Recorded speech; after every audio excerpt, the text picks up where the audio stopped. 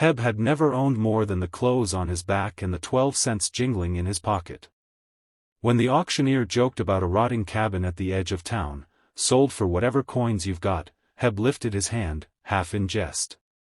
The crowd chuckled when the bid was sealed for his 12 cents, but Heb didn't mind. Something about that weathered shack called to him, the way a hungry man feels drawn to the scent of bread. He trudged out there alone, the sun bleeding into the horizon, dust biting at his boots. The cabin leaned tired against the wind, boards groaning, windows cracked like old bones. Still, it was his, and that word, his, sat heavy and sweet in his chest. For a man who drifted from town to town, slept in barns and ditches, this place seemed like a chance, no matter how broken it looked. He pushed open the door and the air hit him like a fist, stale, thick, carrying something sorrowful. His boots scraped across the warped floor, and in the dim light, his eyes climbed upward. That's when he froze. Hanging from the rafters was the shape of a girl, tall, strong-boned, Apache by her braids and beadwork. For a moment Heb thought his mind had conjured her, but the stillness, the silence, told him otherwise. His throat closed as if all the air had fled the room. She wasn't frightening, not like the ghost stories men swapped around fires. She was tragic. Her presence filled the cabin not with menace, but with grief so deep it seeped into Heb's bones. He stood there, trembling, 12 cents poorer, but suddenly burdened with a wealth of sorrow that belonged to someone else, and with it, the unshakable feeling that fate had brought him here for a reason. That night Heb didn't sleep. He sat on the cabin floor with his back against the wall, the shadows shifting as the moonlight slipped through broken boards. Every creak of the rafters made him look up at her again, that Apache girl who seemed both there and not there, as though she hovered between worlds. He wanted to believe it was just the weight of loneliness playing tricks on him, but when the wind died and the silence pressed close, he heard it, a whisper. Faint at first, like leaves brushing together, then words, mournful and clear. She spoke not in anger but in sorrow, telling of a childhood ripped away, of being stolen from her people, mocked for her height, cast aside until she could bear it no more. Her voice carried pain so heavy Heb felt it crush his chest. He pressed his hands to his ears, but the story filled him anyway, as if it had been waiting years for someone, anyone, to listen. He saw flashes in his mind, a little girl running through desert grass, laughter stolen by soldiers, the long nights of silence before she tied the rope. Heb had known hunger, cold, and shame in his own life, but nothing compared to the weight she carried. His eyes stung and before he realized, tears had tracked through the dust on his cheeks. She wasn't haunting him, she was reaching out, desperate to be remembered as more than a shadow on a beam. The cabin wasn't cursed, Heb thought, it was crying, and for the first time in years, so was he. Something in that broken place had bound their stories together, and though he didn't yet know how, he felt a responsibility forming inside him, heavier than 12 cents ever could be. Days bled into nights, and Heb found himself listening more than speaking. Each evening when the fire burned low, the Apache girl's presence thickened the air, and her story spilled out in pieces, sometimes in whispers, sometimes in visions that seized his mind. He learned her name had been Tala, which meant wolf, and that she had been tall even as a child. The white men had called her freakish, her own people had wept for her when she was taken, and in the end she was left with nothing but silence.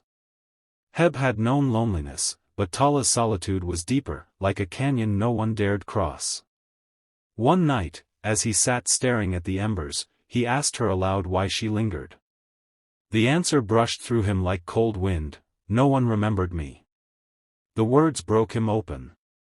He thought of his mother, long buried in Missouri soil, of the brother he'd lost in a senseless quarrel, of the years he'd wandered because no one had wanted him near. He realized then that what he had always craved wasn't money or land, it was the same thing Tala had been denied, dignity, remembrance, a place in someone's heart. For the first time, Heb didn't see her as a ghost. He saw her as kin. The cabin wasn't just shelter anymore, it was a threshold between despair and redemption, a place where one soul's pain demanded another's compassion. Heb understood that fate hadn't played a cruel trick on him when it led him here for 12 cents. It had offered him a choice, to look away, or to bear witness. And as he clenched his hands, rough with calluses and dirt, he vowed that she would not be forgotten, that he would carry her story, because carrying it made him more human than he had ever been. The next morning, Heb rose with a purpose he hadn't felt in years. He carried a shovel out behind the cabin where the earth was soft, and with every thrust of the blade he thought of Tala's voice, her sorrow, her stolen childhood. Sweat stung his eyes, blisters split on his palms, but he didn't stop. By sundown he had dug a grave, not shallow like one made in haste, but deep and respectful, as though each foot of earth was an apology. He cut wood from the cabin's old beams, shaping a marker with hands more accustomed to drifting than building, and when it stood upright, he carved her name, Tala, into it with the tip of his knife. That night he lit a fire, and instead of whiskey or silence, he offered her something else, the song his mother used to sing when storms rattled the windows back home. His voice cracked, thin and uncertain, but it filled the space with something warm, something alive. He spoke to her as if she were sitting beside him, telling her she was not a mistake, not forgotten, not alone. When the wind picked up, it carried his words through the valley like a prayer. For the first time, the cabin felt lighter, as though the walls themselves exhaled. Heb knelt in the dirt by the grave, pressing his rough hand against the carved name. In that moment, he wasn't a drifter or a fool with 12 cents, he was a man who had done one right thing. The loneliness that had dogged him for years loosened its grip, replaced by something steadier. By burying Tala with honor, he had given her peace, but he had also unearthed his own, a chance to be more than forgotten dust on the wind. When dawn broke, the cabin no longer felt like a tomb.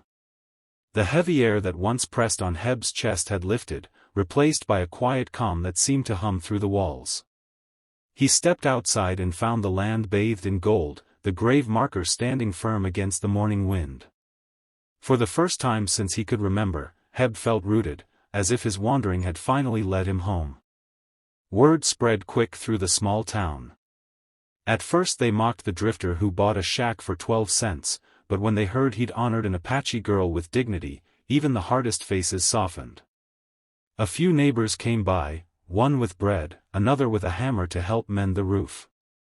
And not long after, members of Tala's people appeared, silent at first, then sharing food and fire with Heb in a circle that bridged two worlds.